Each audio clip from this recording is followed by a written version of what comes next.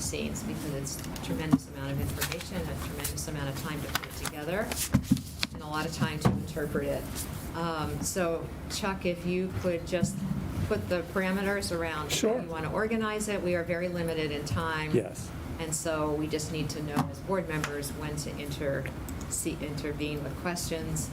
And I'm just going to ask all of us to, just ask like really burning questions today, and things that might be able to wait. Let's have it wait. Can we start the webinar, the presentation? I can't seem to open up the screen to show who's available. I don't know if I should just quit Zoom and restart. So. I think Well, let's go ahead and start and then try to figure out Zoom speaks. Okay.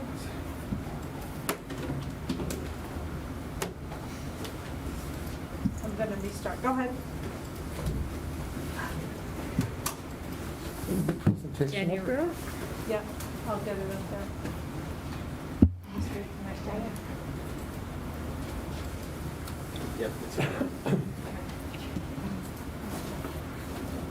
Here we are. Great, thank you.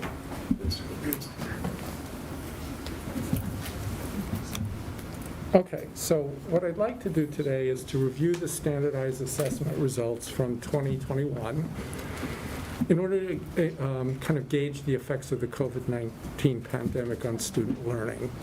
Hi, Jen. Hi, how are you? I'm good. Nice to see you. You snuck in there. Yeah. And then I also want to share our plans for addressing unfinished learning for this school year. So I'm going to do this presentation in two parts. The first part is going to be a review of assessment results, and then the second part is going to be a review of our plans to address unfinished learning. There's a lot of slides, 78 of them.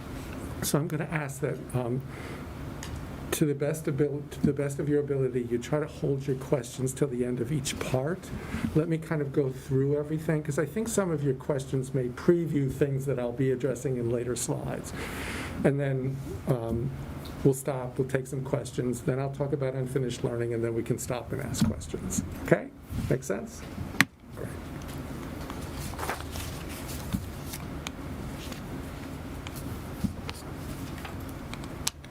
Lucille, this is not, can you move to the next slide? I'm sorry.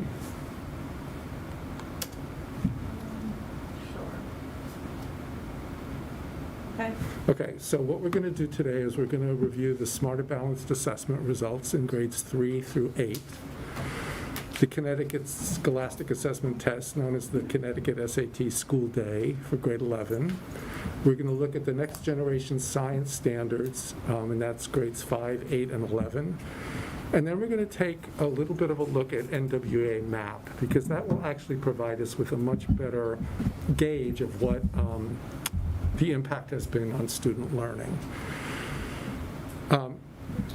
As Debbie had mentioned at an earlier board workshop, I think, that we will have another opportunity to look at these standardized test results in greater detail, and as well as advanced placement and college acceptance. We weren't going to do that today because my focus is on engaging unfinished learning. I know I got some questions this morning, primarily from you, Ruth, asking for a detailed breakdown. I did not include this in this because it made it almost 100 slides. Fair enough. But we will have an opportunity to look at that more in depth at a later board meeting.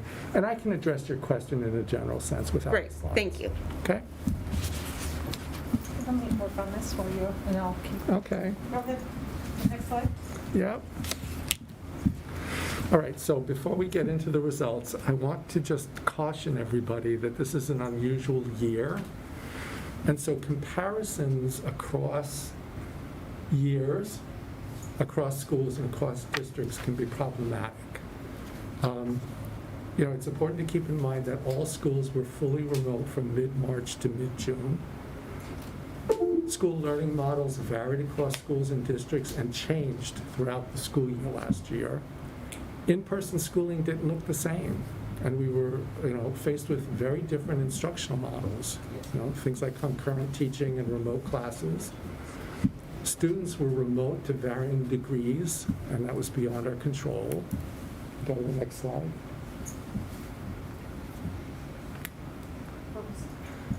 Some students tested remotely for the first time last year, and that may have impacted the results.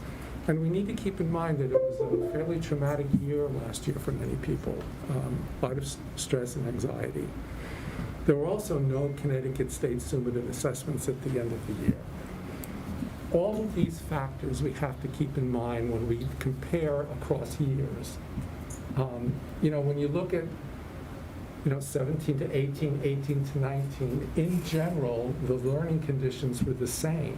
But 19 to 21, the intervening model of instruction that occurred during that time impacted results. And the way we tested in 2021 is different. So, I'm basically repeating what the state ed has published, that we need to be very cautious when we make comparisons across time, across schools, and across districts. Okay, next slide. So, Ruth, this was another question you asked. These are the achievement levels. Students who achieved either a 3 or a 4 are considered to have met grade level expectations. Students who scored either a 2 or a 1 are considered below grade level.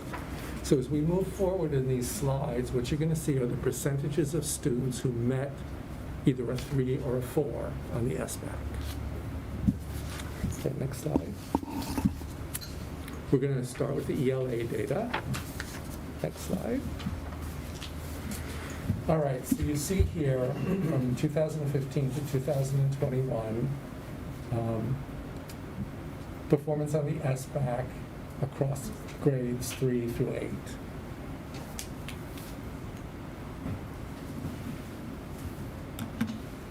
And these are 3s and 4s. These are students, the percentages of students who scored a 3 or a 4 on the SBAC in ELA. So this is in person. Yeah. So one of the things, I'm going to break out who took the test in school versus who took the test remotely. Up here are only the students who in 2021 took the test in school. And we're doing that because we wanted to have some comparison to prior years when students all took it live. You're going to notice that there was an impact. We obviously lost some ground that we had gained in 2019.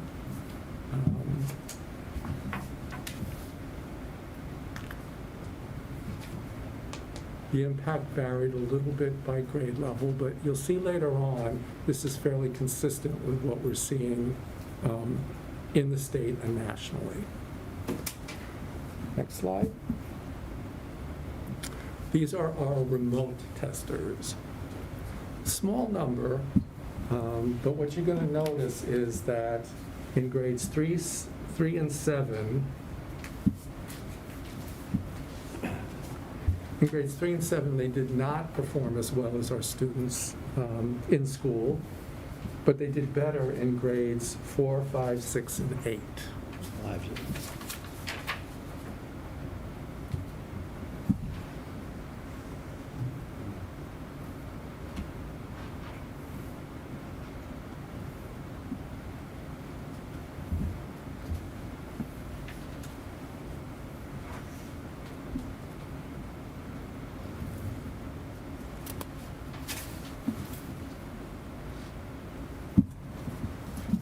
Okay, next slide.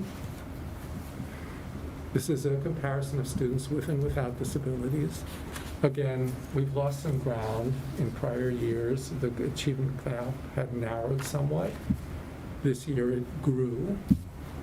But again, that's consistent with what we're seeing nationally and in Connecticut. Our students with high needs were disproportionately impacted by the effects of the pandemic.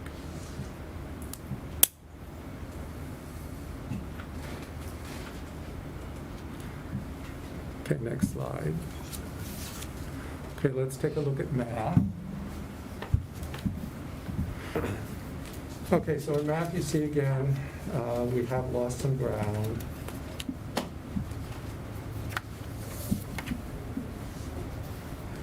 However, I would point out in grades 6 and 8, surprisingly, No, grades 5 and 8, right? Sorry, I'm not going to put my glasses on. And because- 4. 4 is 20%. 4 us. Grade 4 was a significant drop. 5 and 8 were bright spots. We either maintained or went up.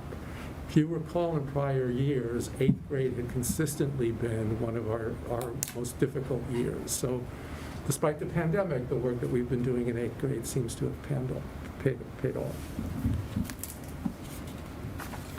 In terms of our remote students, all of the grade levels did better remotely than they did in person. Although again, I would point out relatively small numbers.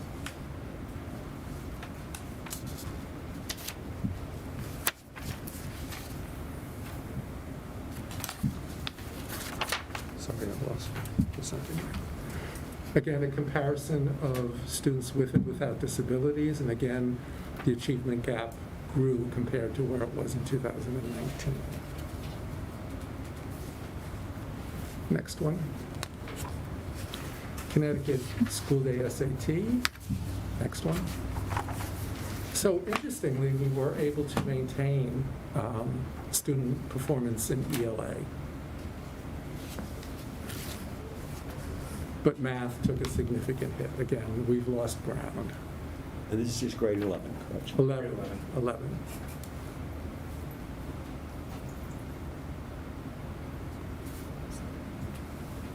Not the full set of data for grade 11. Oh yes, Matthew's pointing out, with the Connecticut SAT, we're still waiting on some results. Students don't always disclose their results to us right away. How many were there? We don't know yet. There's 274 11th graders, so we don't know how many took the test yet. Right. Officially, because if they check off the box to not have their scores reported, these are the ones that came out of the College Board portal, which we can pull out, but we don't know yet how many have taken the test. The state will release that once they put it on EdSite Secure, and we'll have the full number. So hopefully by the time we do the full presentation on testing results, we'll have the full measure. It usually doesn't change percentile much. 1 or 2 points either way. Last year, I think it was 37 students, for the last time we took it. These numbers are based on how many kids? Give me a second, I can look that up.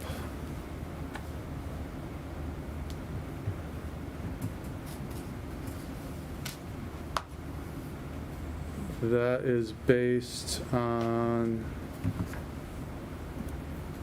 239, and there are 274 in the June collection.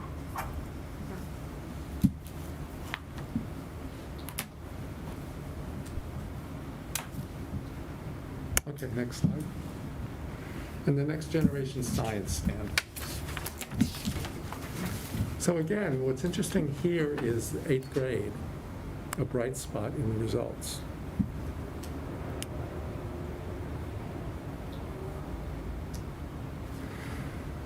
I don't know if you recall, but in 2019, we did not receive, that was the first time it was administered? It was technically the second time, but it's the first time that scores were reported out. Yes. The first time they took the test, it was just for field testing purposes, and nobody got to see the results.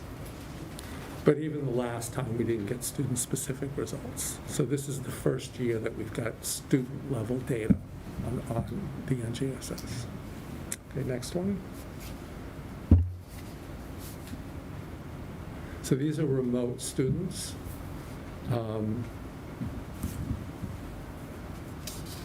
We did a little less well in grade 5, but better in grade 8.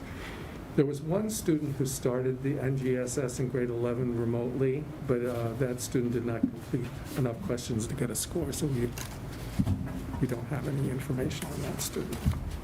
Okay. So these are the takeaways from all 3 of those tests. The percent of students meeting benchmark declined in nearly every grade level in reading and math. The percent of students meeting benchmark declined more significantly in math than in reading, which is consistent with what we're seeing at the state and national levels. And also consistent with that other data is that students in grades 3 to 5 were more significantly impacted overall. And finally, it's difficult to interpret the NGS data because we don't have trend data. Next one. All right. What I really wanted to talk to you about was a better way to gauge learning loss, and that's through our NWEA MAP data. NWEA actually did a national study of this, and I'm going to share some of those results with you, and then I'm going to go into what that looks like here in Wilton. So we're going to look at average RIT scores. Those are just the scaled scores that NWEA uses, and then we're going to see what the effect that was on the percentile scores in both nationally and in Wilton. Next one. Next one. Next. Yeah. No, next. All right, so again, this is nationally. On the left-hand side, you see reading. On the right-hand side, math.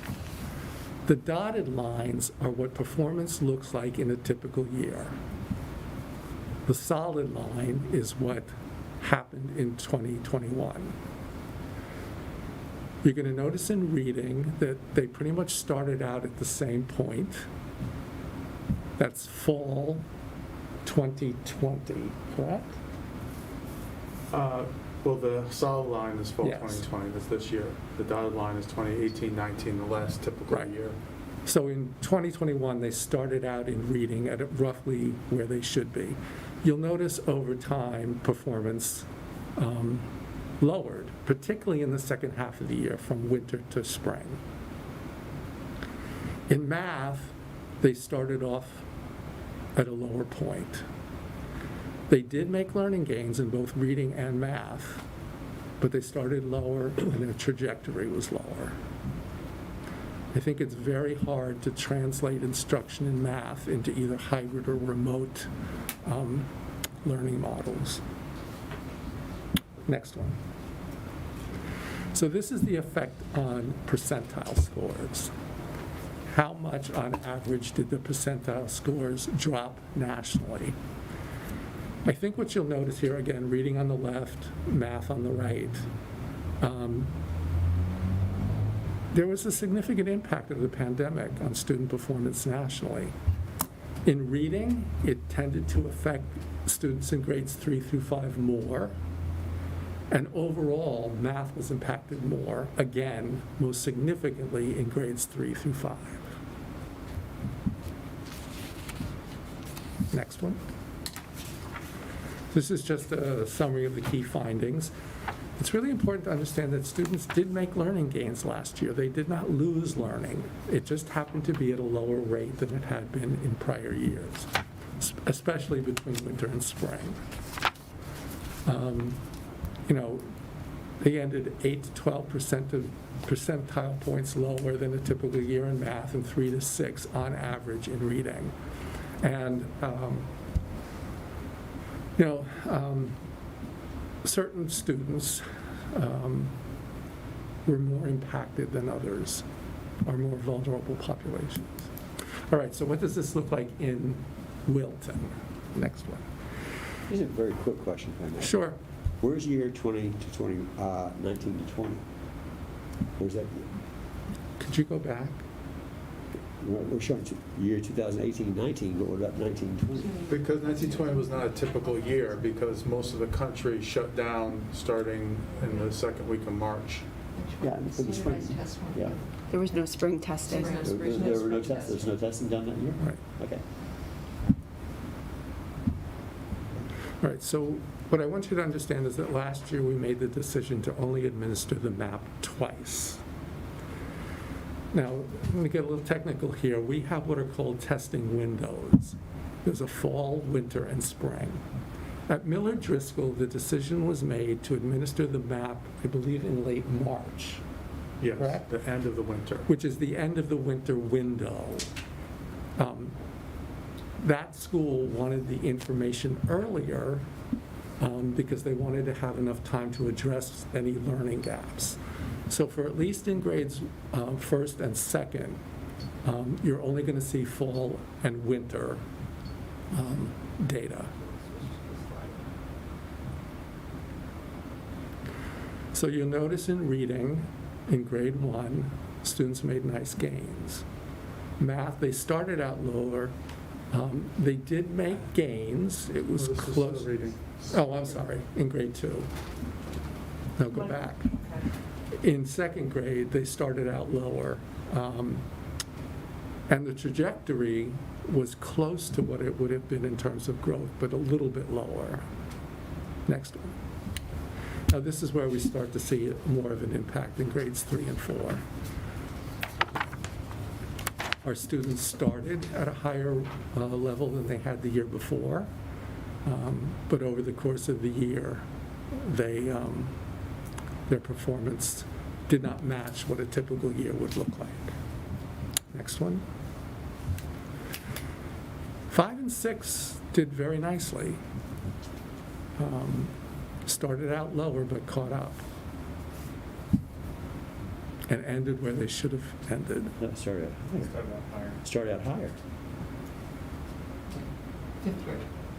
Fifth and Red sixth. is 2021. Yes. Sorry. I really should put my glasses on, except they fog up. The next one.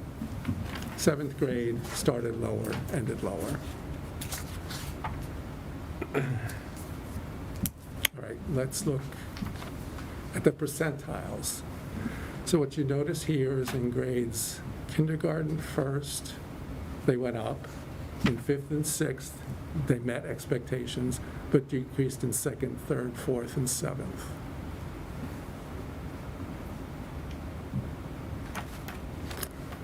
Okay, looking at math.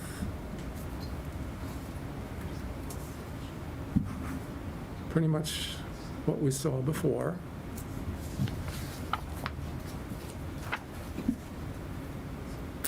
And again, the impact in grades 3 and 4 was pretty significant.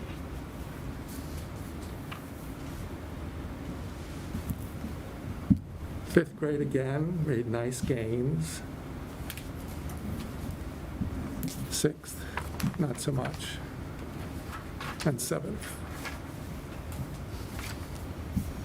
So next slide. And here's the impact.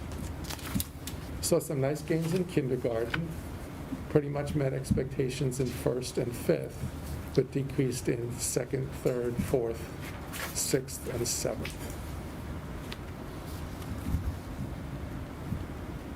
All right, so takeaways. Students in all grade levels made learning gains in 2021. Outcomes were at a lower rate than in a typical year. The trends in Wilton closely mirror the trends nationally. Grades kindergarten, 1st, 5th, and 6th made gains similar to prior years or improved percentile points in reading at the end of the year. Grades kindergarten, 1st, and 5th also showed similar gains or improved in percentile performance in math at the end of the school year. All right, I'm going to stop now because I've gone over a lot of data with you. I'm sure you must have some questions. What do the numbers mean? What do these numbers mean? 219 versus 226? Okay, those were what I had mentioned. Those are scaled scores. That's the scale that NWA uses. It's kind of like a raw score. Right, and it's scaled so that you can compare students in different grade levels. So as students, within a year, they will gain scale points. They tend to make larger gains in the younger years as they're learning more concepts. That's why I showed you the percentile Yeah. scores. It's a little bit easier to understand. We use the RIT scores in our analysis, so the teachers are familiar with RIT scores. And RIT scores, the levels of the different RIT scores correspond to different grade levels. We also get RIT scores on the subtest so we can make curricular Yes. decisions about which areas of the curriculum our students are lagging in to cause that overall RIT score to drop or gain.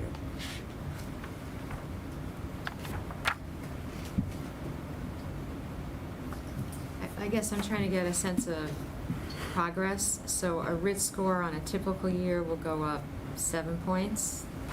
So our expectations have to be scaled, so we're not talking they should have jumped 20. Right. In a typical year, they go 6, 7 points. Yeah, I don't have it with me right here, but I can share with you, they have a chart of what typical growth is. They have it from fall to winter test, from winter test to spring and overall. And Yeah. that's where we've talked in the past about NWA's growth model. Their growth model is based on a student making typical growth. So a student with a certain RIT score is expected with a certain amount of instruction to make a certain amount of growth. If they make that exact growth, they've made, they've stayed the same. But if they grow more RIT points, then that percentile of growth gets higher. It means they've caught up. So we're going to be looking to increase, that's called the conditional growth percentile, trying to increase that growth. That means we're catching up. Okay, and then I guess you can't make a comparison between the SBAC and the WEA, because it says that grades 1, 5, and 6, and of course we don't test in grade 1, but 5 and 6 made gains similar to a normal year on the WEA or NWEA, but we didn't on the SBA. So It's actually a good predictor. So you have to think about where you look for the predictor. So if you look at a student's percentile score, if they score above the 60th percentile, there's a high likelihood, 88% or more, that they will pass the SBA. They'll score level 3 or 4 on the SBA.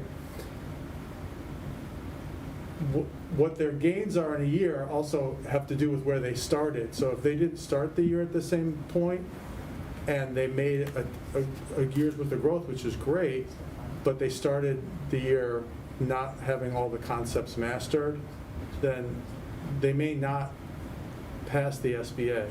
So if we looked at their NWEA percentile scores, it was a really good predictor of what our SBA results were. So in other words, Debbie, the kids made typical growth, but they started at a lower level.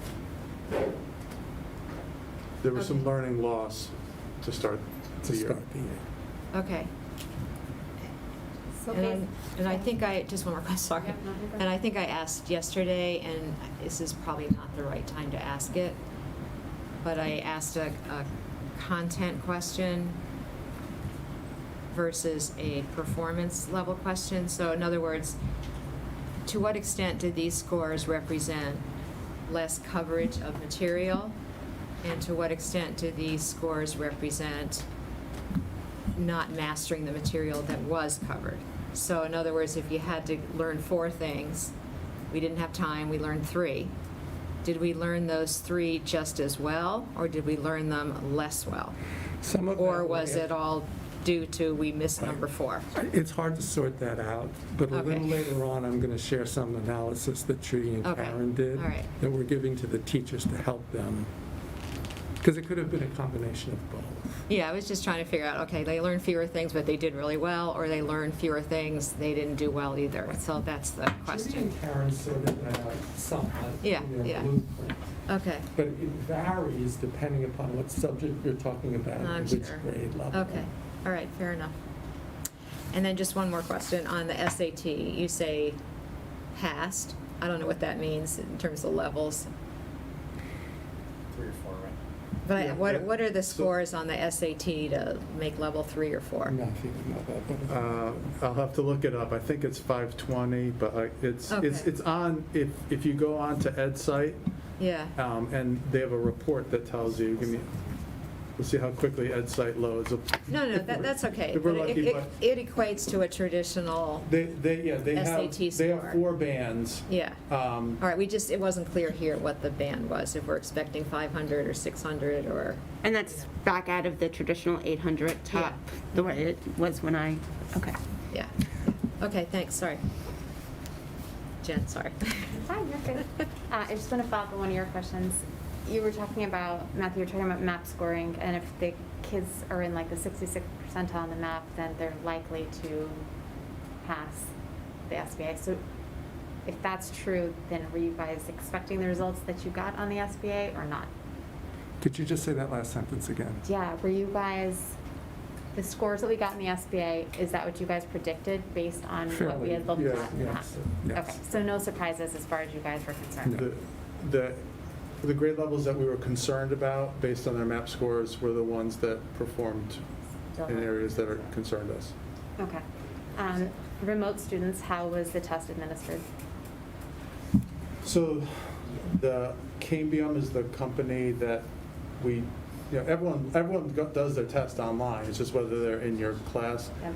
They set up a thing similar to Zoom where it had a camera, and the teacher who was administering could do up to 10 students at a time, and they actually watched them take the test, and the students could message individually the teacher if they had problems or concerns during the test.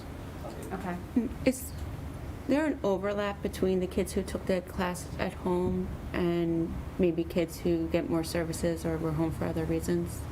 I don't know that we've done that. We haven't done, that data was really just released either Friday or Monday, so we haven't had the data, and they didn't tease out who was remote, so I had to figure that out based on the Okay. data that was released in June.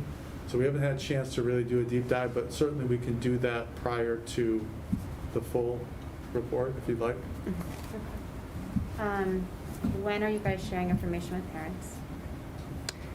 The tests go home, I just got 5 boxes of the paper SBA results waiting for me when I arrived this morning. So that gets to the schools, but they're deep in still enrolling new students, and so when they have time to mail them out, they I'd say get within the next 2 weeks or so. Yeah, Okay. next week's a short week, so probably Right. likely the following. The fun? Okay. And my last question is, you're talking about comparing us nationally. Are you comparing us to everybody, or are we comparing to districts similar to Wilton? The data that I shared with you, the national data, is with all different, that's average of all NWEA. We can pay for a similar schools report. We do have a similar schools report. They needed to, there were some issues with it, so we're having them retool it, so we should be getting it. The data isn't vastly different than the national data, but it does give you a better comparison of how typical demographic students in NWA across the country. So what they'll do is pair each individual student, so a student who grew up similar circumstances as someone growing up in Wilton, who has a RIT score of 214 and is in 3rd grade, they're going to find 50 similar students to that, and then they'll compare all their scores. Again, I don't think that the data indicated significant differences. I do think that it was not quite as dramatic as it was when you compare them to all students. You know, Okay. students in urban settings were more significantly impacted. Great. I just want to make sure we're comparing our kids to who we should be comparing them Yes. to. Because Right. otherwise it doesn't, I guess everybody didn't do as well as they should have. I just want to make sure like we're comparing to the right people. Well, and that's why we pay for that report, so that the principals can, when they're doing goal setting with teachers, can look at the growth of their students compared to similar students. Okay. All right. Thanks, guys. In your preface, you talked about the factors, to consider in terms of the difference in COVID year. And I think I brought this up in the comment I made last night, is what's not in here that I think should be, is that we also lost instructional time. Yes. Just period. We lost instructional time. All good reasons, but I think that is a huge, it's just as significant. I don't know if that's true. It is significant. It is significant. As well. Yes. And so, the yes. amount of lost instructional time varied across schools, districts. Oh, I know, in grade So that- levels and the whole bit, but, we did send out a survey, and it was a pretty remarkable Yes, percentage. it was. And again, all for good reason. There's no criticism here. We did what we needed to do. Yes. But just loss of instructional time, even in a good year, Mhm. a normal year, is going to make some difference, and then layering these other factors as well. So I just think it's important that we highlight that. Sure, I can add that. And then to Jen's point about when you send scores home, will there be some sort of cover letter kind of setting the stage? Yes. Just so the expectations are realistic. Yes. And that's not to excuse anything or say we have less work than we really do. But just to make sure parents aren't panicking, Yes. if Absolutely. that makes any sense. Yes. Okay. I think we did something similar with that last year. Yeah, as long as they, again, Yeah. set the context as well as their individual student.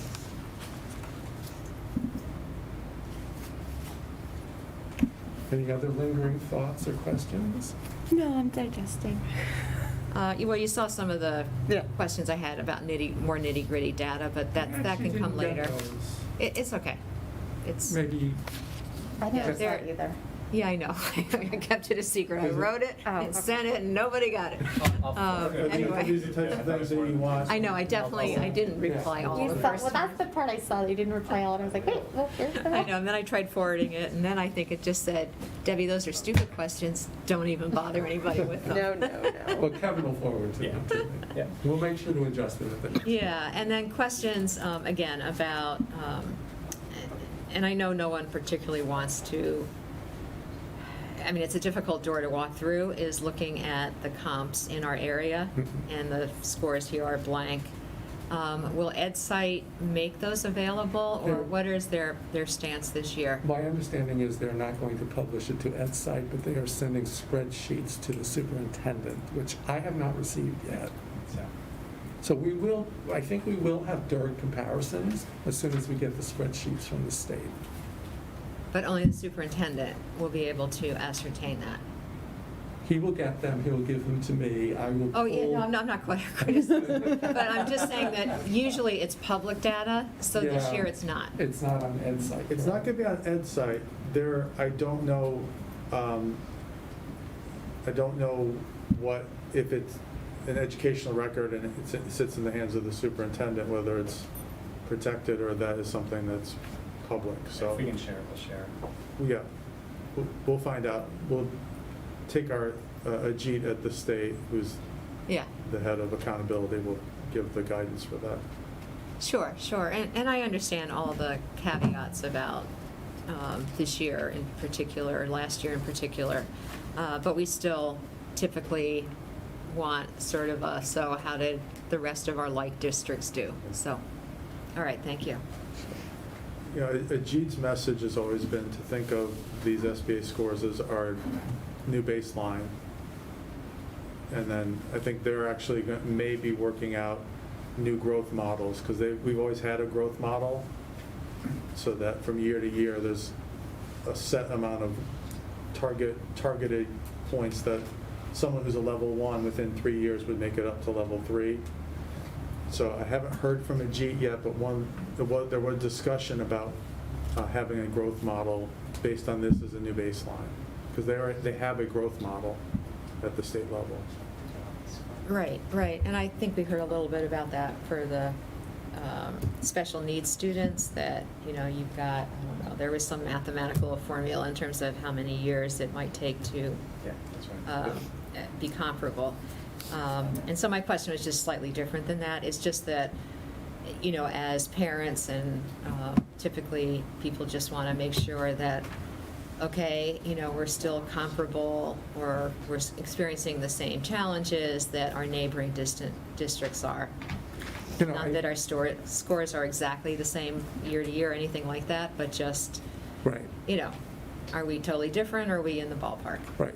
And, I think we will be able to share that data with you, but again, as we compare that, you need to keep in mind that the way, let's say, Darien and New Canaan approached their learning models was very different than the way we Right, did. right. For instance, they started in person earlier than we did. So it just makes those comparisons a little bit Right, now this trickier. year, there's a lot more Yeah. caveats to add, but we're still going to be curious, Yes, is my I'm sure you point, will. sorry. Yeah. Please ballpark it. As you look at the RIT scores, okay, how significant, I mean, I'm looking at, grade 5 and grade 6 in reading comparison, we're right on the number. Yeah. Last year. Grade 4 was down from 217 to 214. That doesn't strike me as being a significant drop. I mean, how significant? Well, the average of 300 students, so I don't know how many fourth graders there are right now. Right, remember, those are averages, but those small drops, like Debbie was saying, in a year you want them to make 7. If they only made 4, that's almost half the amount of growth they normally would have made. Okay. All right. Yeah, and I think the message here is kids did make learning gains. They did. Last year was not a year in which kids lost or necessarily, stayed. They learned things. It's just not at the same rate they typically do. And I don't think that that's unexpected, right? It was a very unusual year. So. Right, and it makes sense to me that the littles are perhaps even more challenged in some Yes. ways, because there's so much social, emotional, behavioral stuff going on Right. as well. Well, They don't quite have the attention span Yeah. or the focus yet. And that's where I think the national comparisons are useful, because our intermediate school, our 3, 4, and 5 school, that's where we saw the biggest impact. That's also where nationally everybody saw the biggest impact. So there's something there going on where the translation from typical school to more of a hybrid or remote is impacting the way instruction is delivered more.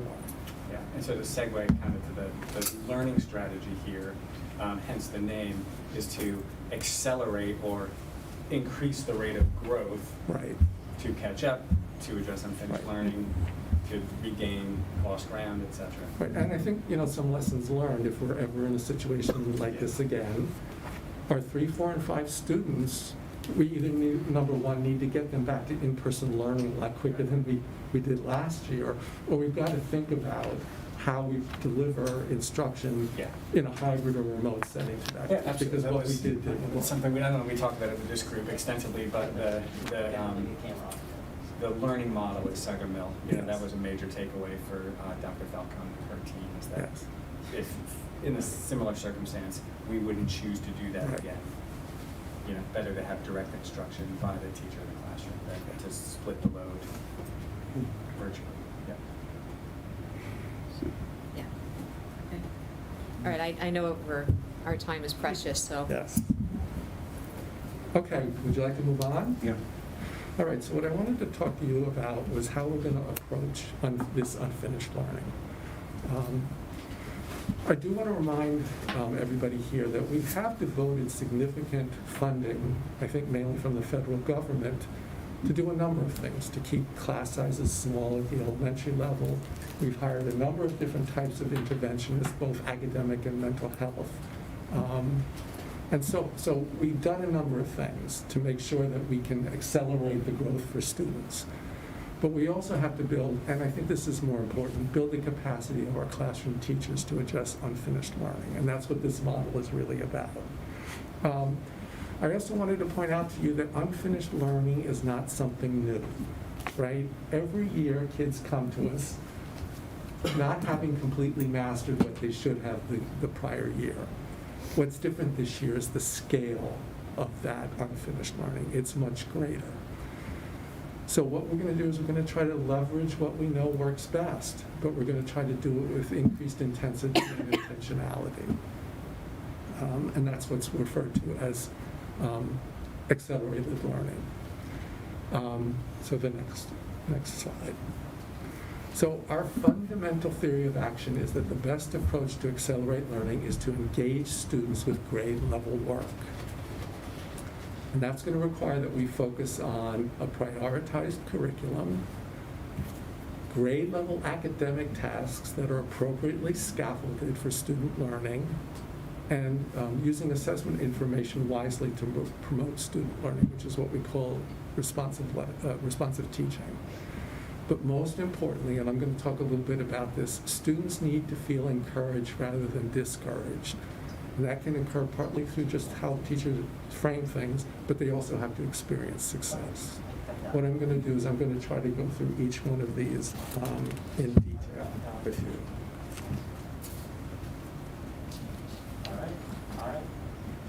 Okay, so I thought I'd just provide you with a little bit of an elevator pitch. Students did make gains during the 2021 school year, but the gains were made at a lower rate than in previous years. It's an important distinction. You're hearing a lot about loss. Kids did not lose their learning. There's a lot of unfinished learning. And to effectively address that, we have to make grade level content accessible to all the students. And it's going to take a thoughtfully designed strategy that includes addressing student self-efficacy, prioritizing concepts and skills, designing grade-level academic tasks, scaffolding learning, and responsive teaching. Okay, next slide. So student self-efficacy. Next slide. That refers to a student's belief in his or her ability to execute behaviors necessary to produce a certain level of performance, and reflects their the confidence in their ability to exert control over their own motivation, behavior, and social environment. So basically sorry. Look, self-efficacy affects so much of what students do, right? The goals they set, how much effort and attention that they direct towards this. It's the make or break of what we do. We address this through both SEL and, to a certain extent, culturally responsive teaching. But if we don't have the basic buy-in of kids, here's the way I would put this. It's really important as a school community we don't send the message to our students that they are somehow a lost generation, or that they are somehow behind everybody, right? Or that they need a kind of, eat your broccoli type of schooling, right? We're going to lose them if we do that. We have to be able to instill in them a belief that they can overcome any sort of unfinished learning that they incurred last year. My concern is that we're going to communicate to our students that they are way behind and that they need to engage in work that is unmotivating. You'll see a little bit later on when I talk a little bit about remediation, why this message is so important. The basic message is we can do hard things, right? Yes, you have some unfinished learning, but we're here to support you and you will be successful. That's the important message students need to receive. Not that they're somehow behind the 8 ball, that they have to engage in a lot of remedial worksheets or things like that. Does that make sense? Are you concerned at the community level, like that we're saying stuff to our children, or the teachers, or a combination of everything? A combination of everything. I think this is a hard time right now, and everybody's very concerned about unfinished learning. The message I want to send to students is, yes, you have unfinished learning. We're here to support you. You will be successful. Instead of, oh my God, there's all this unfinished learning here. You have to go back to 4th grade and do all of this work that you missed. That's not the message I want to send to students. Make sense? Okay. Let's move on. So this is where we're going to do a lot of work with our teachers. Sorry, Dr. Mitchell is texting me. I think she texted you too. I don't know if she wants to correct something. It's too long, sorry. All right, so this is called a performance efficacy spiral. And this is maybe a little bit more detailed about what I'm talking about. So we have students entering a certain grade level with some unfinished learning, right? What we want to do is to keep them up, so we're going to be presenting them with academic tasks that are on grade level. If we're not careful and they're not successful at those tasks, we could impact their self-efficacy. If they experience an undue amount of failure, or they don't receive the appropriate kind of feedback, or if they're not getting the scaffolding that they require to be successful, it's going to start a negative narrative in their heads, and their performance is going to spiral down. The good thing about a downward spiral is that we can reverse that, right? If we're very careful in how we design our tasks, how we scaffold their learning, and the type of feedback that we give kids, we can increase their self-efficacy. So I think I articulated a little bit better just now what I mean by the message that we send to kids and the way we approach instruction. Okay? Next slide. Could you play that? Very simple technique that might help kids.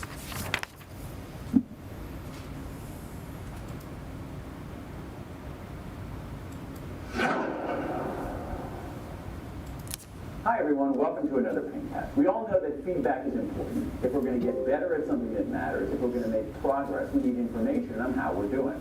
But what's the best kind of feedback to give, especially when many people don't take criticism all that well? In his book, The Culture Code, Daniel Coyle offers an answer. He cites a large study of teachers giving feedback to students. And that study found that 19 words had a dramatic effect in boosting performance and effort. Those 19 words were, I'm giving you these comments because I have very high expectations and I know that you can reach them.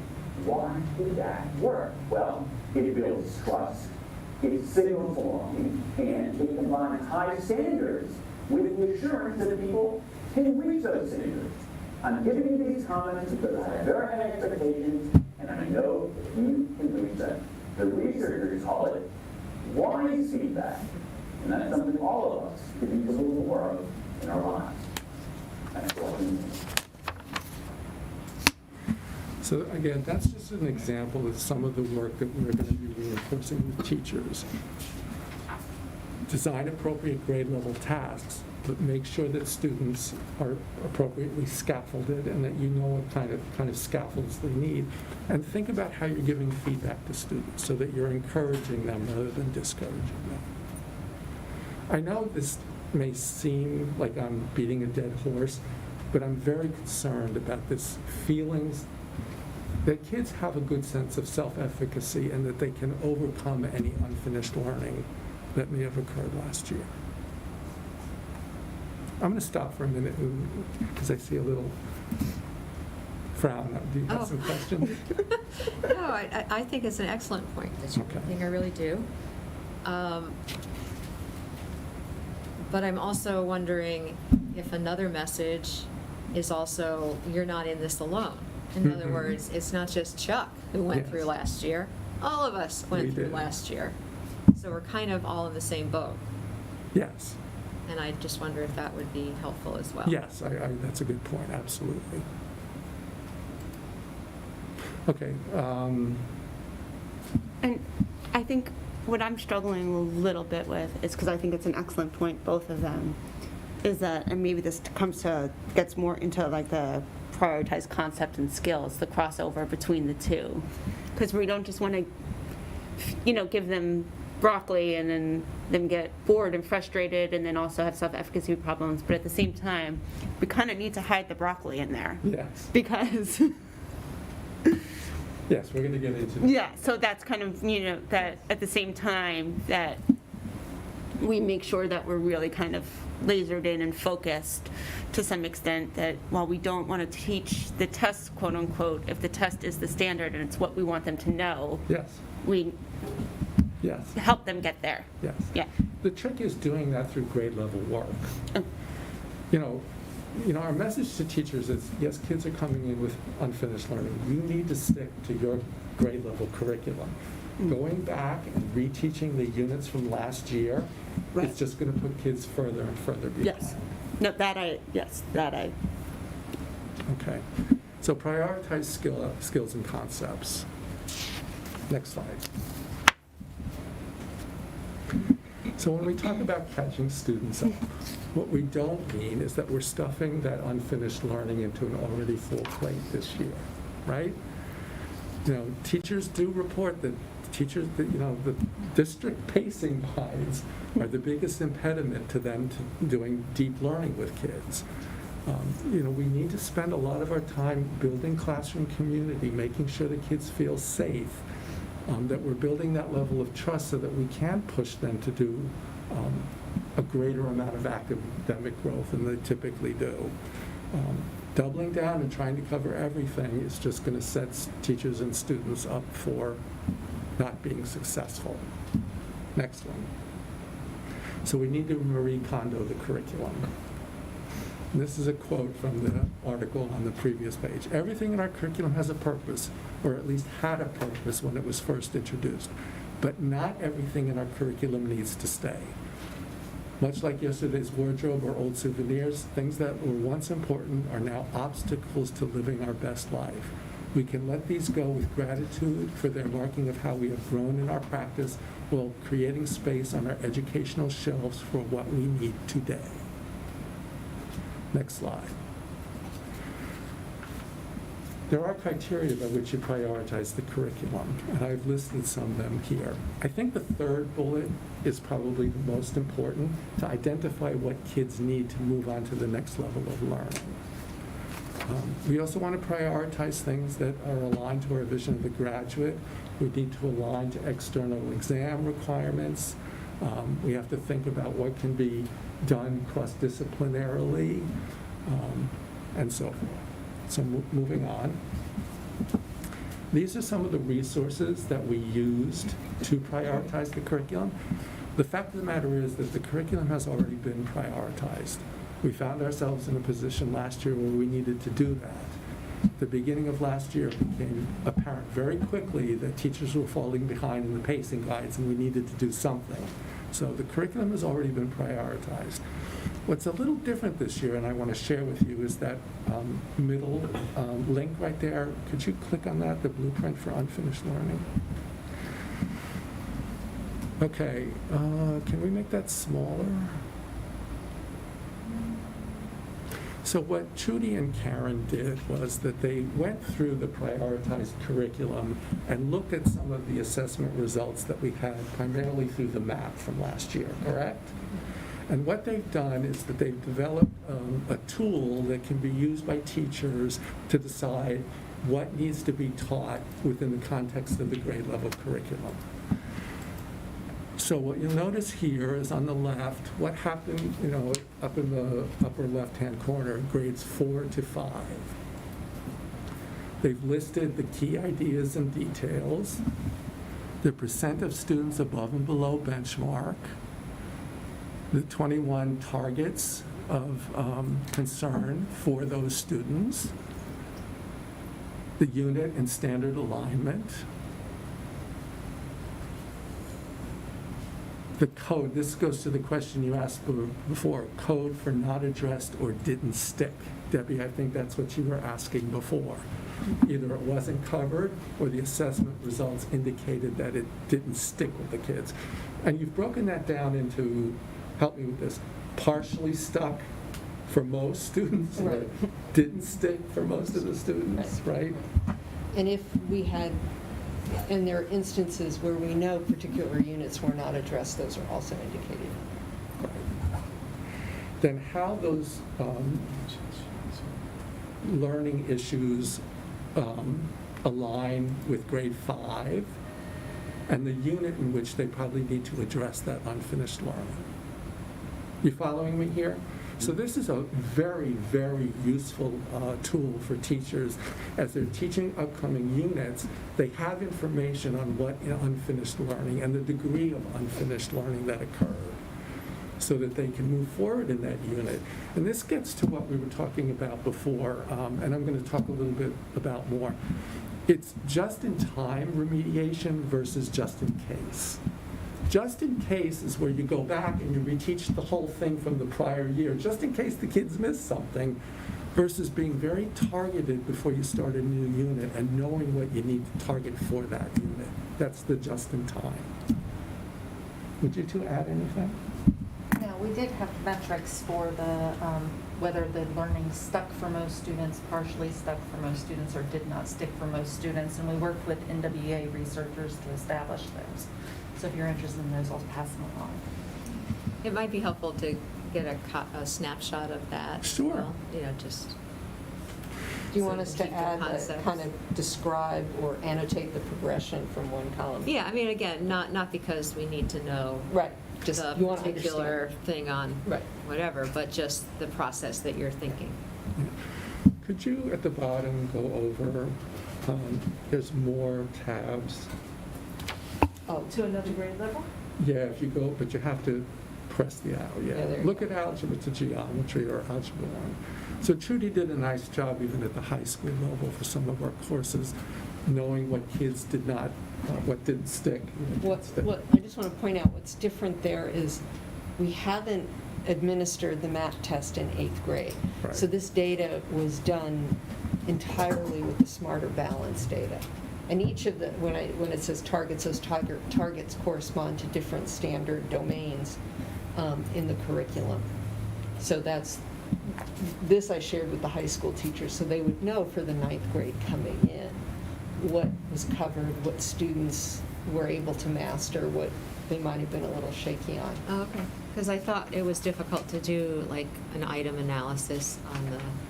You get indicators. So for Oh, okay. example, when you go Right. into the state, and this is probably way too detailed, you go into the state portal, I can see, for example, target A has a semicircle that's half filled, meaning it was partially mastered. Now, I don't have an indication of Which to question? what extent Yeah. that Okay. is partially mastered. I suspect that represents a large number of kids who are just at the cusp. In some instances, but we don't have the really fine-grained numeric quantitative representation of that. We have an indication. Okay. Okay. We'll go back to the presentation. All right, next slide. So grade level tasks. This is a reiteration of things that it's almost impossible to catch students up by focusing primarily on the content they didn't learn. We have to bring them to grade level learning. Next one.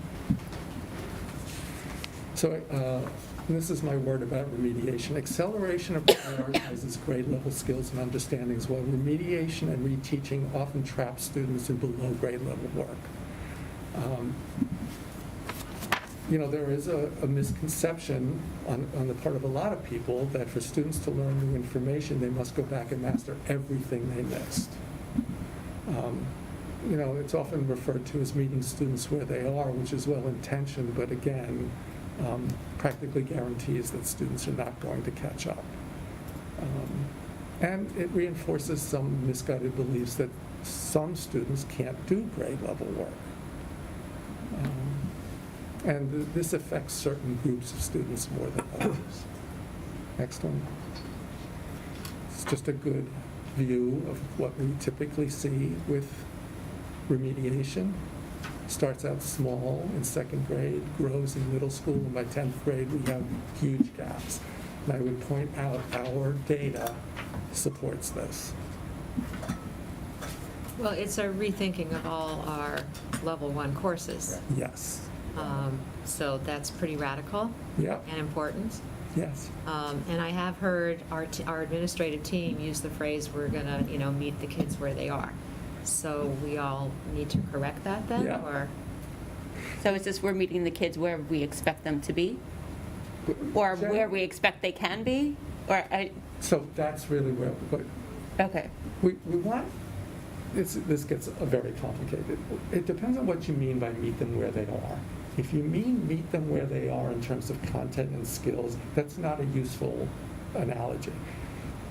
Meet them where they are, and I'm going to talk about this in a minute, means understanding what scaffolds they need in order to access grade level curriculum.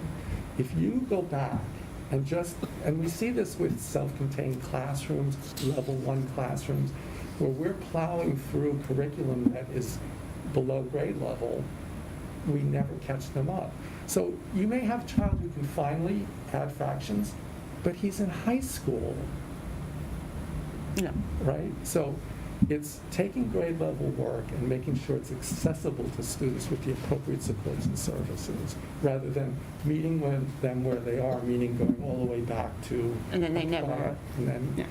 plowing through. And just the other opposite, what about the kids who need challenge, or, Mhm. we call them the high flyers? Right. Was their progress suppressed last year, and, just what will the differences be for them, I guess, is another question. I would say, in general, and we can share this later on, they didn't grow at the level that they usually do. Some of the students, so this goes to your question when we were talking about shifts between levels. Most of the shift went from, say, a level 3 to a level 2, right? So we had kids who normally would have met grade level, but that kind of ballooned, just below grade level. There was some drop from, say, a level 4 to a level 3, but in general, that was less than the movement from 3 to 2. So the kids at the 4s were more able to maintain, there was more of an ability to maintain that. Right, would you say Than there that's true, was. Matthew? Yes, I mean, there were smaller numbers of 4s, so maybe some of those 4s who were right just barely into the 4 may slipped back to 3, but not to the extent, the real ballooning was in the level 2. Those were the, And I would point out, it really varied, and I'll show you the data. it varies from grade to grade. Grade to grade and subject to subject. There was no clear pattern other than level 3 moving to level 2. Yeah. All right. Which, back to NWA being a predictor, if you looked at, we made growth, the chart from the beginning of the year to the end of the year was all upward growth, but wasn't at the same rate as a typical year, except for in grades 5 and 6 in reading. So, it may be expected that you would not complete all of the standards enough to get a level 3 or 4. All right, so Debbie is reading my mind, because that was the question I wrote down. We very often focus on the unfinished learning, and we focus on our kids at the lower end and not our kids at the higher end. So I'm glad that you guys have figured out that there is something going on. What's the plan in place to help those students? I don't think that's any different than the plan we're doing for everybody, because unfinished learning is unfinished learning for everybody, right? So if I'm emphasizing grade level work, there are ways to make that deeper and to extend that for our high-level kids, and we will continue to do that. Would you guys add anything to that? No, I think there's, the things that we're looking at, and I'm actually glad you followed up, because I was in my head thinking about your question and wondering if, when you talked about the high flyers progress being suppressed, you meant suppressed by the overall conditions that impacted everybody, right? Yeah. And I think that's probably true, but the focus that we're taking, or the approach we're taking, is that you can offer students in a group grade level work, provide the scaffolds that you need for the students who need that scaffolding, and the extensions that some of the kids who are more ready to entertain that work are looking for and thrive on. And I think just a discussion for another time, but I think making sure that all of our teachers are on the same page, and that we're not just focusing on those kids at one end, that we are focusing on all of our kids, because I think sometimes that message gets lost as it trickles down.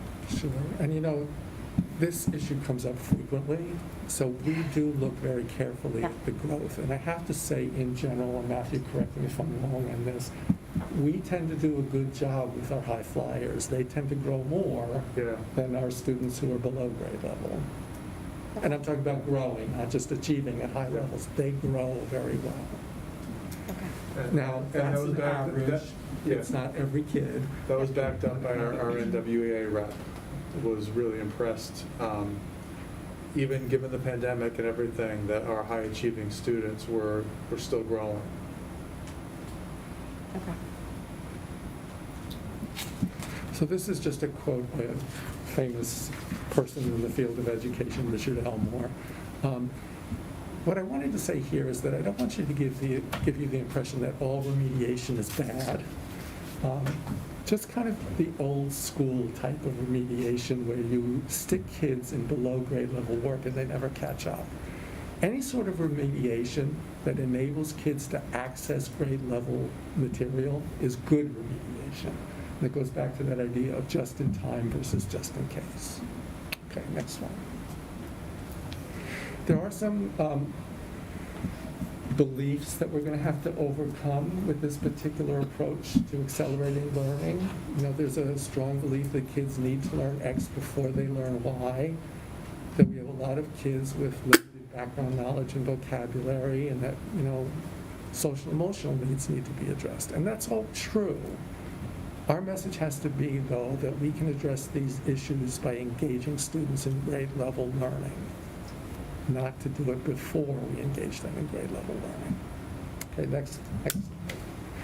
These are some of the, I just wanted to share with you some of the resources that we're using around task design. I did mean to mention that we have contracted with the Connecticut Center for School Change, and we're going to be developing professional learning modules around each of these components to use with the staff. Next. Scaffolded learning. Next slide. So a scaffold is a process that enables a student to solve a problem, carry out a task, or achieve a goal which would be beyond his or her unassisted efforts. It basically consists of adults controlling the elements of the task that are initially beyond the learner's capacity. Next slide. This term is used because basically it's analogous to a scaffold that's used in construction, right? It enables a child to reach a level that they would not otherwise be able to do. Next one. This is just an idea of remediation versus scaffolding. So what we want to do is to provide kids with support so they can access the standard, rather than requiring they take every step in the learning progression before they get to the standard. Next. This is just another way of looking at scaffolding. If you start in the upper left-hand corner, you know, the wall is kind of the level of the standard, but we have kids all starting at different places. When you approach this from an equality standpoint, everybody gets the same, but as you can see, the result is that still not everybody is reaching the standard. In terms of justice, if you notice and look very closely there, what they've done is that they've lowered the wall. We don't want to lower the wall. What we want to do is in the bottom left-hand corner, we want to give each an individual child the individual supports they need in order to reach the grade level standard. Next one. Examples of scaffolds. There are plenty around, tons and tons and tons. Next one. Again, more examples of scaffolds. I want you to understand also that these two lists on this aren't necessarily mutually exclusive. In fact, some of those cognitive scaffolds don't really work unless you also have material resources with them. And you can go through the next few slides fairly quickly, just examples of the types of scaffolds that can be used to assist students in reaching grade level standards. You probably see these when you go into classrooms. They're not there just for decoration. They're actually there to serve a purpose, a very important purpose. Okay, next one. Again, some resources that we use. Responsive teaching. Next slide. Responsive teaching is the continual attention and reflection on student performance and the effects of instructional decisions on their learning. And when I say continual, I mean cyclical, right? On a regular cycle, we need to be attending to and reflecting on our teaching and our students' learning. The key to it is different decisions for different students at different times, teaching the student, not the content. And that last message is, this sounds simple, but it's actually a very complex, sophisticated craft. Teachers need to have a deep understanding of learning, and they, more importantly, need to have a large repertoire of strategies to deal with what they're being faced with students. And that's the part that we devote most of our attention to, or at least I do, is making sure that there's a lot of strategies and tools in their toolkit to address whatever learning challenges they may be facing. Next one. So how does assessment fit in here?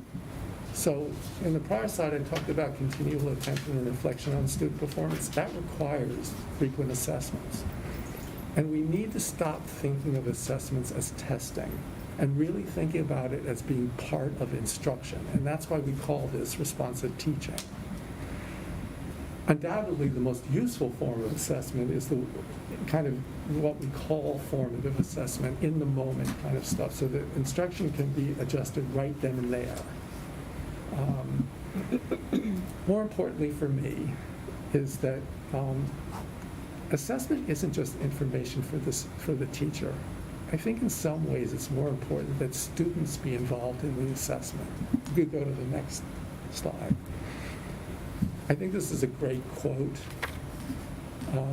The indispensable conditions for improvement are that the student comes to hold a concept of quality roughly similar to that held by the teacher, is able to monitor continuously the quality of what is being produced during the act of production itself, and has a repertoire of alternative moves or strategies from which to draw at any given point.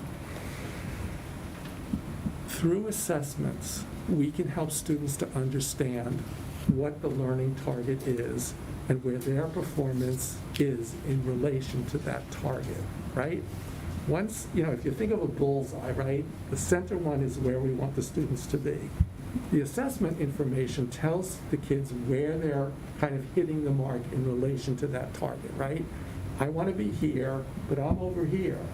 That opens up opportunities for the teacher and the student to discuss what strategies do you need to employ as a learner to move your performance from here to here. That's probably more important for growth than anything else.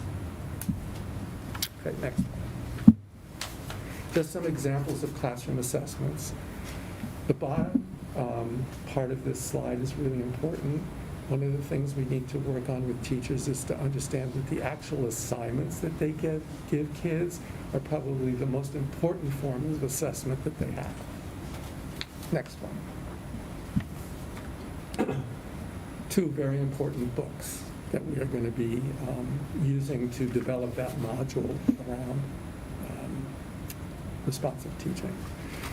The last thing I wanted to talk to you about is what we need to do primarily at the building and central office level to create the conditions for accelerated learning to take place. Next slide. If you start in the upper left-hand corner, we need to establish and communicate the vision. Then we need to develop the work and the monitoring plans, develop the capacity of our teachers, and grow partnerships among the teachers, most importantly, but also with students and families. That's how we're going to accelerate learning. I would point out that this isn't unique to accelerated learning. This cycle of creating conditions could be applied to any of the initiatives. Next slide. Just a quote.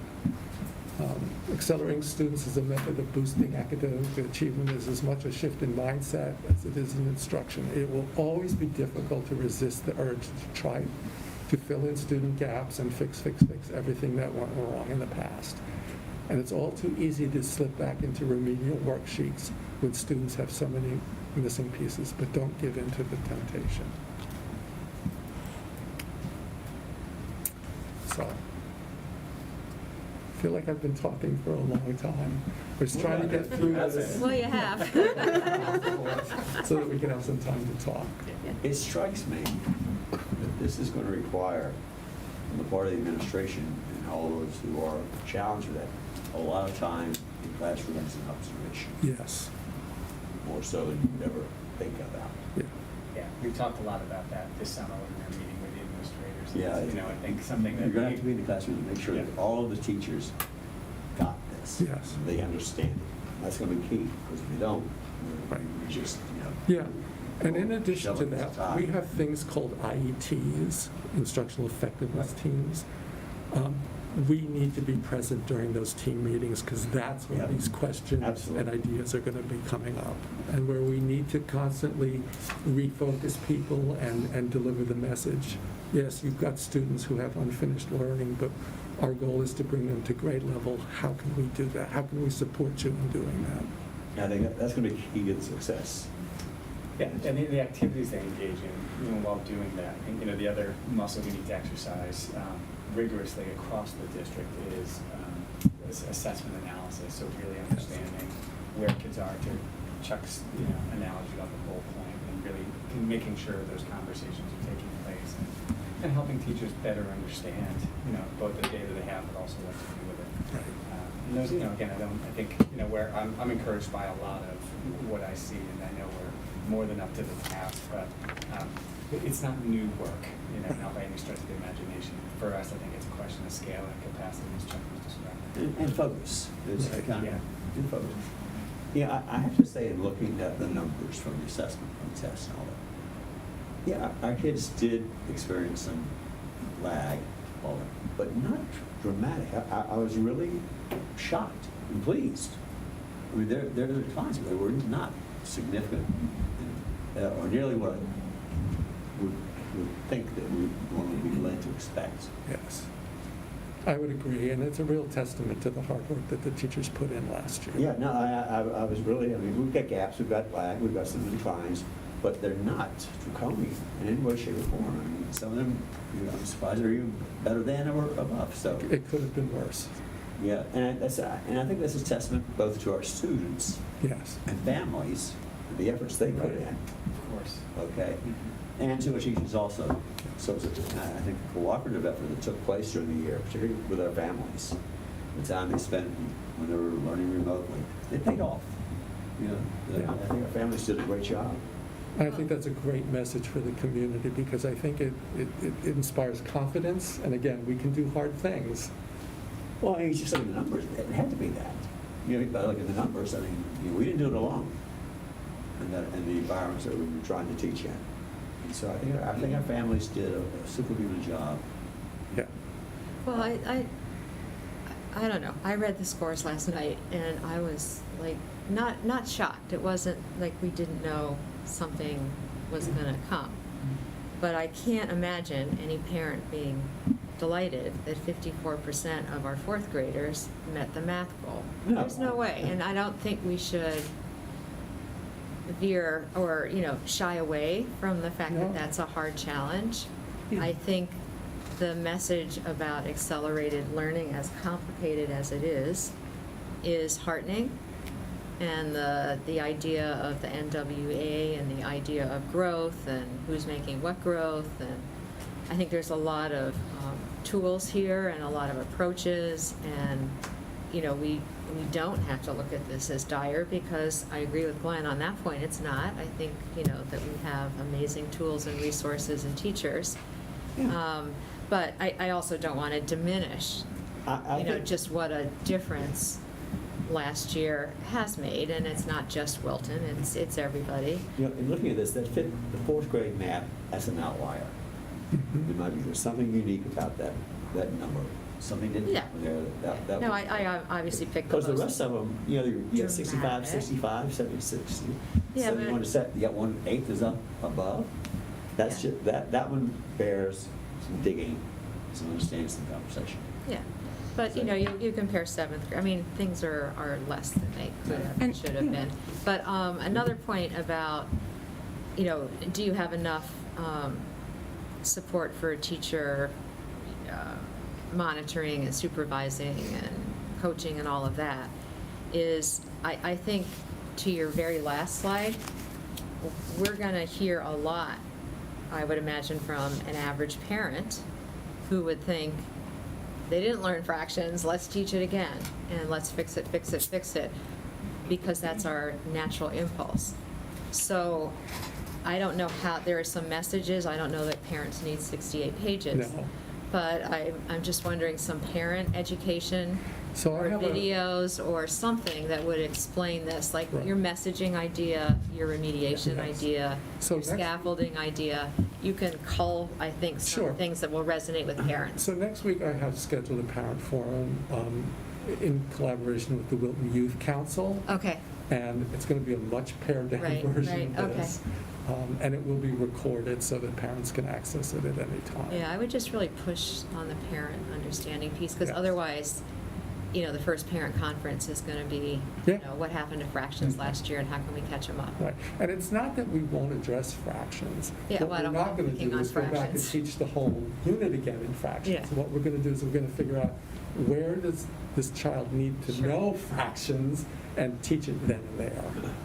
There's a lot of nuance to it. Does a child need to be full-blown instruction from start to finish, or do they need more practice and more experience with utilizing fractions in operations? There's many ways to build in fractions. If I want to figure out the perimeter of a triangle, maybe I'll put the side measures in fractions. There's many ways to build in that opportunity to revisit and re-experience that learning. That concept of how much it's stuck is really important, because learning isn't right then and there, right? Our students develop and solidify over the course of a year their learning. So our students didn't quite get to the end of complete solidification, if that's such a word. So that's the message. You don't need to go back and reteach that whole unit, right? What you need to do is to figure out, what do the kids need right now in order to move forward with grade level learning? Well, it's just very important for parents to To grasp understand that, Because yes. otherwise, their message to their kids will be, oh my God, you don't understand Yes. fractions yet? Or it'll be to the teacher, could you Yes. take time out and spend another couple of days on fractions, because none of our kids know it. Right. So, it's just to try to educate the parents if in Yes. fact you really think this approach holds promise and you want all the teachers to stick to it. I just think they're going to get caught in the middle Yes. of parent anxiety and, legitimate concern and Yeah. worry, and their more traditional, usual mindset that most of us have versus what you're presenting here. Yes. And I would say that's not just the parents, it's teachers too. Teachers are going to be concerned, and so I think we're going to be managing a lot of anxiety throughout the school year. And understandable. So, I don't necessarily know how to do this without maybe making some more work, but like I found last year, because I had a child who was a math high flyer and then had a COVID moment and was no longer so. And we kind of worked with her teacher after talking about it, and she would come home every week with some worksheets that kind of helped reinforce what she was doing. And just the extra 10, 15 minutes a day, like, remarkable difference Mhm. over the course of the year. So if there's a way to kind of tie the scaffolding piece into some maybe like a take-home work or something along those lines, so those kind of become less Mhm. needed along the way. But I felt that the way sometimes the younger kids come home with like reading to do, that she started coming home with like a math sheet here or there to do, it just made a big difference in her confidence and kind of keeping her moving along. Sure. And then the other comment that I just wanted to put out there is that you had said something about them maybe resetting the standard based on last year's scores. And Not resetting the Okay. standard, resetting the growth metrics okay, because of where the state is now. They had growth metrics based on the first 3 years of testing, and this year's such an outlier. I don't know that they're going to do it. They may keep those growth measures where they are. So here's the thing, how I would explain this. We now have students who are achieving at a lower level than they were before. right. My anticipation is that the state will expect a more accelerated growth model. Right. So they will probably reset those to get kids back up to grade. Okay. Right. But the upshot here, just so we're clear. Yeah. What they're referring to the state scorecard. Yes. Okay. Right, and so within that, one of the measures that we are assessed on is how much growth based on that formula. I think we rely on MAP, because Yes. that's our local Yes. assessment, and so, I think state can do whatever it wants. Right, I We mean- have a good plan that makes sense, it's research-based, and we have really good local data to help us keep an eye on how quickly kids are growing. Okay. Yeah, the once-a-year growth model isn't very helpful. The map gives it to us 3 times a year. It's much more useful way to look at And we growth. could make course correction in the winter. Right. Okay. It's hard to make course correction in the summer. We call it autopsy data. This is the way data people think of state summative assessment. I want one of you to ask, Jen, I think it's usually your question, what's the role of the board, or Debbie asks, what can the board do? And so I think what we're going to need is support to remain focused. Because this is, it took 78 slides to explain, it could have taken 170, and it's complex work, and the environmental conditions are still challenging this year. It's not what they were a year ago, but they're still challenging, and we're still dealing with COVID. And I speak for all of us. We're all in on this model. And when we met with the administrators back in July, you'll see when we meet next week, our building administrators, based on this model, have developed really good, thoughtful action plans. But we have to stay focused. And we always struggle every single year. We engage in this exercise we have in the past that we refer to as weeding the garden. And so we try to deprioritize particular initiatives or activities. And, it's frustrating because we come away thinking everything is important and we have to try to figure out a way to integrate and manage it all. But if there was ever a year where we really need to pick, it's focusing on the academics and really attending to unfinished learning and getting our teachers all of our teachers up to speed on these practices that really we know will benefit and grow kids in their learning. So that's going to be, I think our shared task is how do we remain focused here? Yeah, in the long run, I'm totally convinced this will make our teachers better. Oh, yes. No doubt about it. So this will make all of our teachers better. Can we also protect classroom time, though? Yes, and I was Because just thinking if that. I while was Kevin telling talking. somebody, if I hear that the 3rd grade is losing time to get their class picture, I'm going Yeah. to lose it. You Yeah. have to pick a better place for some of that stuff. Agreed. And I don't mean to prioritize subject areas, but if they're going to miss something, it better Not be not be math. the academics. Yeah, particularly Yeah. math.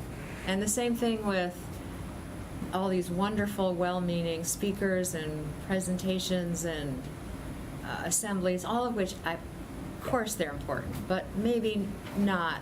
I mean, really look much more carefully at the time. Yes. You're preaching to the choir. All right, I'm sorry. I just, beating No, up- it's I wrong. go nuts. But it's a really important Something point. important is worth being said. Yeah. Yeah. No, because this is like the life of school, and I mean, we're a community organization, and so everyone's trying to help, but filling out the life of a kid in the school, you do have these other activities, and it's helpful to have the Board of Education Yes, say, exactly. what do we need to prioritize? And so It's very as we're helpful. prioritizing, we understand, and now we can better defend some of our choices because there's a collective interest in focusing. Yeah. We did an analysis several years ago. And the number of times there's a special schedule at some of our schools, half the time is a special schedule. That impacts hours of instruction tremendously. And it, like you said, Debbie, it's wonderful. We have a very well-rounded, comprehensive program. But this year is not the year to emphasize that. This year is to really buckle down and make sure the kids are getting as much core instructional time as possible. Okay, so we all agree with that. So where's the breakdown? Like, is this actually going to happen, or is what you guys are talking about in the past that has happened, is that what we're going to see again? Like, how do we make this actually happen then? Well, I think having the board state very clearly that that's a priority Okay. opens the door for All right, us. wait, I feel another board goal coming up. Start writing. Maybe put it at the top. Well, I mean, can we also then say that, like, as a board, once a month at every other meeting, can we have an update on this? Or, Figure out what's, yeah. like, is it happening? Isn't it happening? What resources? I mean, it doesn't have to be a whole big, don't take a day and put a presentation together or anything like that, but Yeah, just to so- keep it on the top of the, Absolutely. Of the What are rotation. the commitments, what are the look forwards? And I would even kind of add to that, we've had other opportunities in the past where board members have come in, observe classroom, and really, so you kind of take the theory and the presentation and see it in practice, and so that way, you yourselves have a better mental model of what the work actually looks like when it's being spoken about. So I think that's something we can probably, just calendar and organize, and then we'll have to just give consideration to what the updates are going to be, what they Sure. look like. We actually, I think, could fold that into the action plans. Right. Yeah, of course, that makes sense. Yeah, and it would be important for the PTAs and whether the board and the PTA need to interact or not. But again, there's lots of wonderful work, but sometimes it intrudes, and this is not the year for it. Yes. Can I just ask one question about responsive teaching? You're talking about the teachers having other tools. Do our teachers feel like they have the tools? Are they still trying to identify areas that they need support in?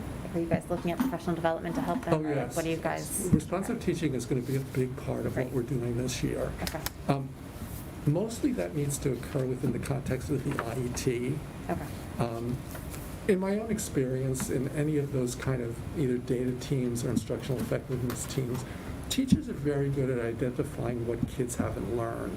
Where they struggle is, okay, so now what do I do about it? What are the strategies or techniques that we can use? So we've been talking a lot about this. The coordinators, the administrators, and the coaches are going to be in those IETs to help teachers brainstorm ways in which that they can come up with those strategies. I've also been trying very hard to communicate the message. I did this yesterday with the high school coaches. I want people to feel free to be as creative as they need to be to meet the needs of kids. Unfortunately, we're a bureaucracy, and we operate in certain ways. There's a schedule at the secondary level that drives everything. So I hope very clear with people that I am open to creative ideas around how we use time, space, and how we group teachers and how we group students in order to kind of address this unprecedented situation. So who ultimately is accountable for making sure these things happen? So now it's our IETs and our coaches and you guys, like you're gonna be taking on all of this and like, you know what I mean? Well, I there's feel like levels of accountability. Yeah, I mean, And I- beginning with the teacher in the classroom, the team of teachers at the IET, the administrators, and then accountability for what? There's, supervision for implementation of the plan. There's supervision and support of the development of skills, that's where the coach is, and the curriculum monitoring. So, Karen and Trudy. So I think it's while there are discrete tasks, it's a shared responsibility. okay. I just feel like we have these great meetings and we learn all this great information, and at the top, it sounds wonderful.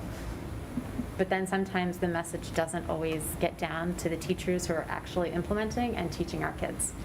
And that's where, and I guess that's why I keep asking, well, who's accountable? Like, who's checking in to make sure that all of these things are happening? Because truly, on paper, it sounds wonderful.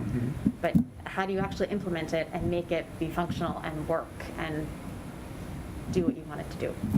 Yeah, it's hard in a large organization that has traditionally valued autonomy a great deal, right? Yep. So, I think when you look at the action plans, that's the lens you should look through, right?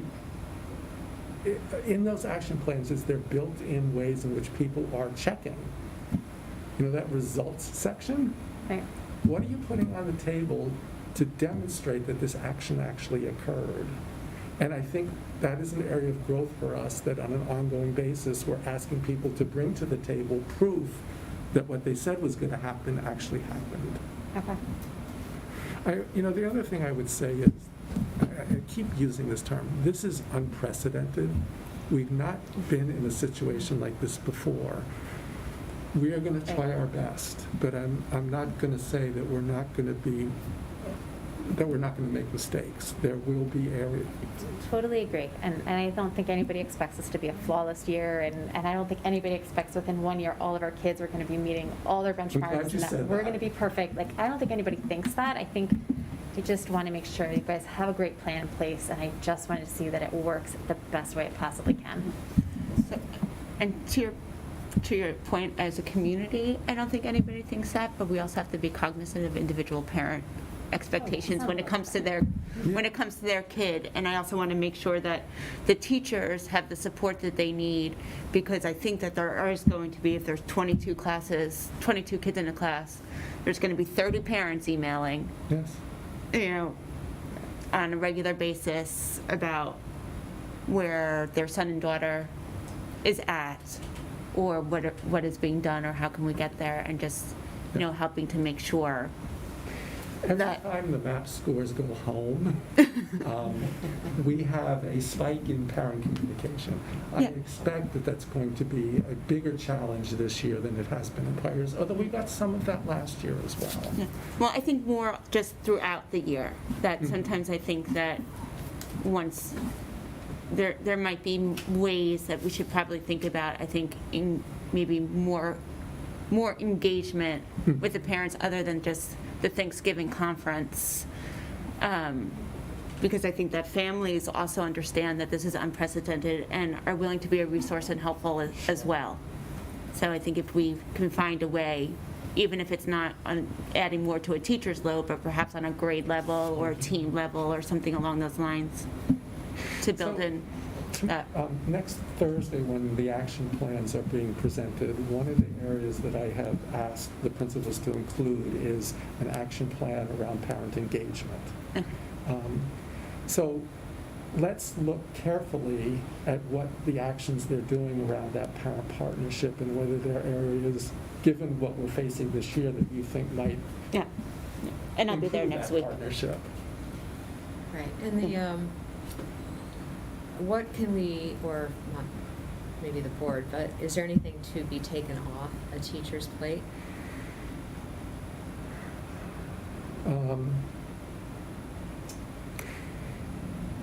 Going back to instructional time, what I hear from teachers, they get upset when their instructional time is impinged upon, right? So if we can, again, make sure that the amount of special schedules, assemblies, speaker, I think that would be the biggest help to teachers. Would you add anything else to that? No, I think. It's hard to figure out what we could take off a teacher's plate. Going back to your issue around supervision, maybe we can look at what we're asking administrators to do so that they can spend more time in classrooms. Well, and you said you were using the Connecticut Center for School Change. And Yes. even if you brought in, coaches for this, that, or the other, that would free up the administrators to Yes. directly observe teaching. I mean, I'm just saying that, and I'm hoping there are federal dollars around that could help for some of the behind-the-scenes staff development stuff that maybe the administration can't do it all. You Right. can't make sure everybody's rubric is Yes. perfect, so maybe somebody else can look at them. So that's interesting. Center for School Change is going to be developing these modules, professional learning modules, and we're going to turn that into a playlist so that that can be accessed by staff at any time Okay. they need. So that I'm not forcing people to take time to do things that they don't feel they need to learn. Some of our teachers understand student self-efficacy perfectly. To say that you have to go through that, All right. right? Right. So in that sense, I'm trying to be very cognizant of how I'm impinging upon their time and trying to make it, anytime, anywhere. If you really want to look at responsive teaching, then yeah, that's how you should devote your professional learning time. I'm not going to ask you to spend 2 or 3 hours on each of those components when you may not really need that. No, I was thinking about it from the other angle. If you Yes. wanted to be sure that all the scaffolding tools are being used in classrooms, and administrators need a sense of what that looks like. Are there behind-the-scenes tools that administrators can, Mhm, people sure. that would help with some of that, just nitty-gritty, like, are we doing what we say we're Yes. doing? The monitoring, Right. the supporting piece, from their point of view. Yeah, so I'm not sure if this is what you're talking about, but we tried to develop classroom look-fors and provide those to administrators, so that when you go into the classroom, these are the list of things that Sure. you Okay, good. should look for. The other thing is, we have like 40-some teachers new to our system this year. Some of them are experienced, but many of them aren't. They're first years. They're fresh out of the box. And those, I think, probably need some attention. Oh, yeah. Yeah. Really. Require lots of support. Okay. And even those that are coming to us from other places that have experience probably aren't used to us. Still, Our coaches are very aware of that, and that's actually one of the things that we have been navigating recently. So we're asking coaches to support IETs, and they're worried about their new teachers. So we're trying to problem solve with them about how it's going There's to. a lot of new teachers that are, they couldn't, it'll be the toughest year ever for a brand new teacher to start teaching. Yes. That's going to be a challenge for them. They're going to need our help. I think to Glenn's point too, the MAP testing, when teachers are trying to explain to parents, sometimes they struggle to truly explain what this all means Yes. and where their kids are struggling. So maybe if there's a way to, before we distribute we haven't even taken the test yet, I know, but before we get that far, that maybe you guys can just make sure that all of our teachers are comfortable. Because I know parents are going to have questions probably more this year than Yes. in the past, and sometimes teachers just kind of look at us like, I'm not saying mine in particular, I'm just in general, struggle to truly share. I have to go, I'm sorry. No, I think we all do, so, yeah. Thank you. So all of thank you so much. Thank you It for was being here. Great, and I know how much work went into this, so. Yes. Double and triple, thank you. Thank you. Yeah, the other thing that Thanks. All right, so we're adjourned. Thank you. Like this reading or kind of hard endpoints. Math is what it is.